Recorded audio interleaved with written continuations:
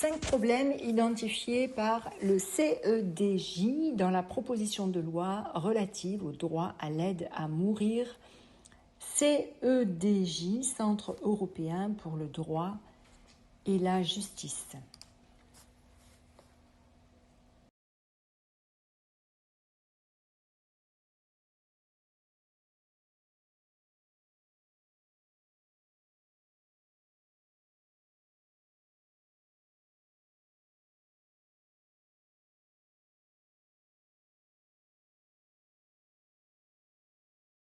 Bonjour à tous. Le CEDJ, je vous montre l'entête de ce document.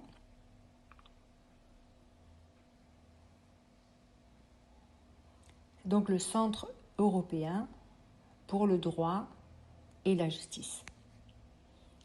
C'est donc une association qui est une instance au sein de l'ONU et qui est là comme représentant de ce qui se passe au niveau des lois, qui analyse les lois et les propositions de loi qui sont faites en France. Donc c'est très très bien pour nous aussi. Donc le Centre européen pour le droit et la justice a analysé les textes de la proposition de loi, une loi qui n'est pas encore votée. C'est demain qu'un vote final va être fait. Et donc cette loi, elle est appelée la loi de l'aide à mourir. Donc c'est une aide pour donner la mort, pour aider, pour donner la mort. L'objet de cette vidéo, c'est de voir les plusieurs points qui sont problématiques au niveau de ce texte-là. Et donc, je choisis 5 points.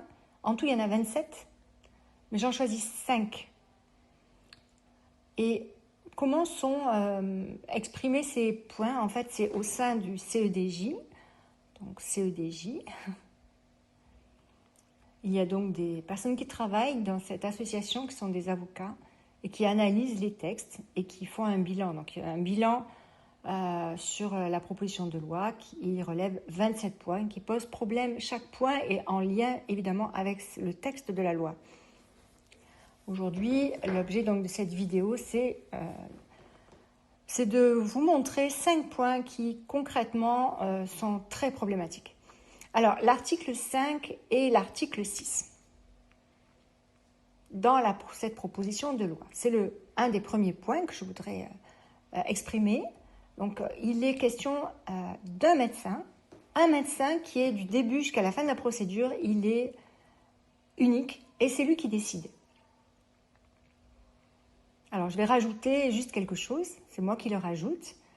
C'est vrai que dans le texte, on voit qu'il y a les soignants, il y a un certain corps médical, mais concrètement, ce qu'il faut comprendre, c'est que quand on regarde tous les textes, il est toujours question du médecin. Il est central dans la loi. Donc, il y a vraiment un médecin qui prend la décision durant toute la procédure. Un autre point que je voudrais voir aussi avec vous, c'est lorsque la demande est faite donc par la personne, eh bien, de quelle manière elle l'exprime. C'est assez flou, en fait, c'est pas clair.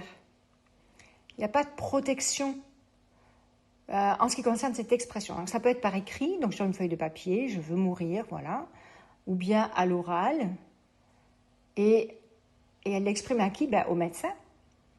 Mais imaginons que la personne ne puisse pas parler, et puis qu'elle a un problème mental, c'est une personne malade mentale, et donc elle est éligible à cette loi, mais elle ne peut pas s'exprimer oralement, ni par écrit.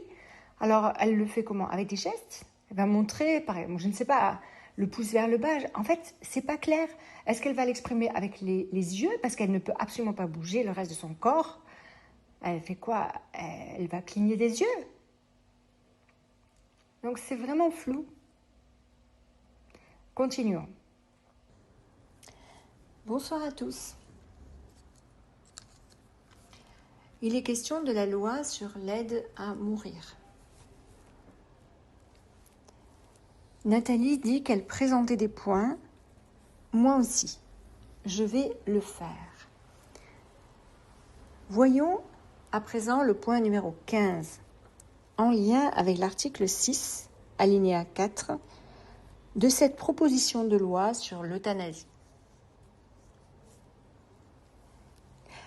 La personne fait donc la demande et l'exprime au médecin.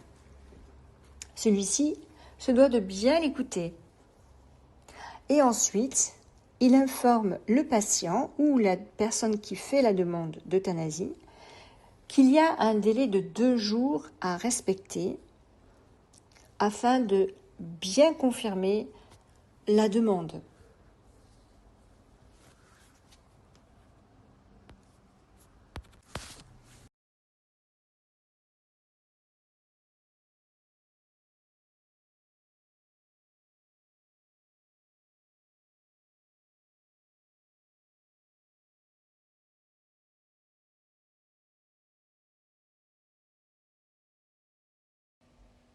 Donc, regardons la personne du médecin sur les articles 5, 6 et 7.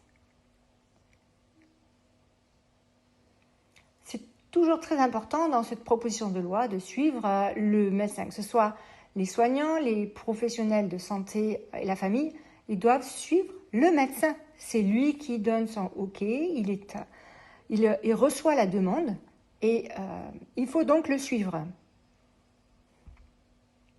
Le problème, c'est qu'il n'y a pas de témoin. Il n'y a pas de témoin obligatoire, en fait. Les membres de la famille ou les proches sont mis de côté.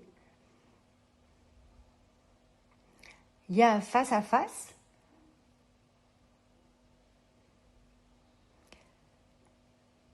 Et c'est clairement notifié, justement, dans le texte. On a d'un côté, on a le médecin, et puis de l'autre, on a la personne qui demande la mort. Et chacune de ces deux parties est seule, en fait. Alors, je rajoute quelque chose encore. C'est moi, Nathalie, qui le rajoute. Donc, j'ai un petit peu fait des études sur le soin, pas du tout d'infirmier, mais sur le soin et sur les risques dans cette relation patient-médecin. On a donc deux personnes, le médecin qui a le savoir et le patient ou la personne qui demande qui a beaucoup moins de connaissances. Donc, il y a un écart énorme entre le médecin et la personne. L'un sait, l'autre ne sait pas. Du coup, il y a un déséquilibre dans la relation. Cela signifie qu'il n'y a pas de liberté pour la personne qui demande. Elle ne le demande pas en toute liberté. Ce n'est pas possible, en fait. Et j'aimerais rajouter justement le risque qui peut arriver dans cette situation, c'est que la personne malade subisse une maltraitance. Elle peut avoir peur, prise dans un étau de cette situation face à un médecin, seule face à ce médecin. Et le pire, c'est d'être sous emprise, de ne pas avoir que d'autres solutions que de s'incliner. Poursuivons notre explication des points numéros 22 et 23 qui sont en lien avec l'article 14. Il y a deux choses à souligner. La première, c'est que les établissements religieux privés, placés devant une demande de mort assistée, même s'ils n'acceptent pas, doivent accueillir une équipe mobile extérieure qui répondra à la demande de mourir du patient. Deuxièmement, les pharmaciens sont obligés de préparer le poison sous peine de sanctions disciplinaires.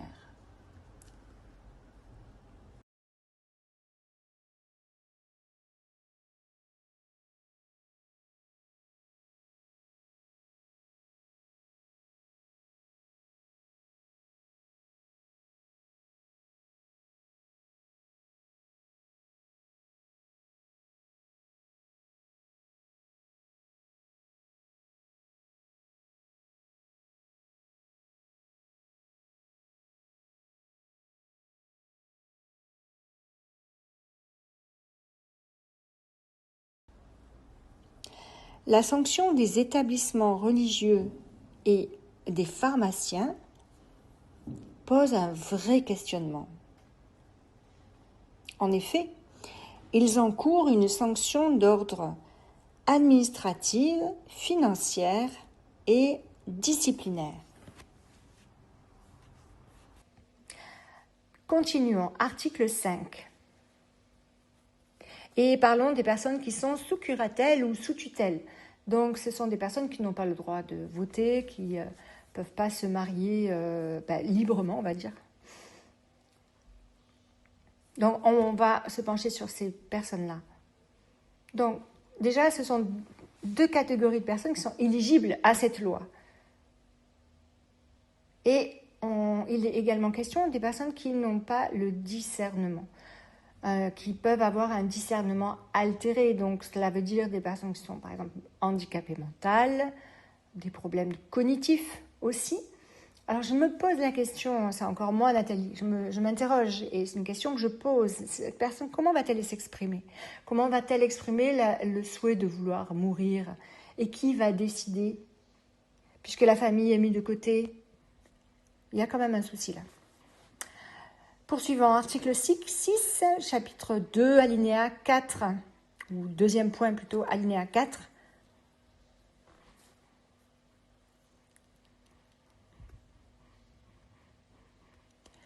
Alors, on parle des mêmes personnes sous curatelle ou sous tutelle et des personnes qui souhaitent, donc ce type de personnes qui souhaitent avoir un soutien d'un membre de la famille ou un ami, un soutien ou un accompagnement, eh bien, le médecin a tout à fait le droit de refuser et il peut ne pas accéder à cette demande. Poursuivons notre analyse. En ce qui concerne les points 25 et 26, qui se réfèrent aux articles 11 et 15 de la proposition de loi, la mention « contrôle » est bien posée. Qu'est-ce que cela signifie? Lorsque la personne qui a demandé l'euthanasie est décédée, il y a un contrôle de la procédure. Le texte précise les modalités. Le médecin enregistre et notifie les informations de l'euthanasie. Le contrôle se fait à partir de ces informations. Ce contrôle se fait après le décès de la personne, par une commission composée de 2 médecins, une personne qui vient du Conseil d'État et un membre de la Cour de cassation. Cette commission compte aussi des membres professionnels d'associations en sciences humaines.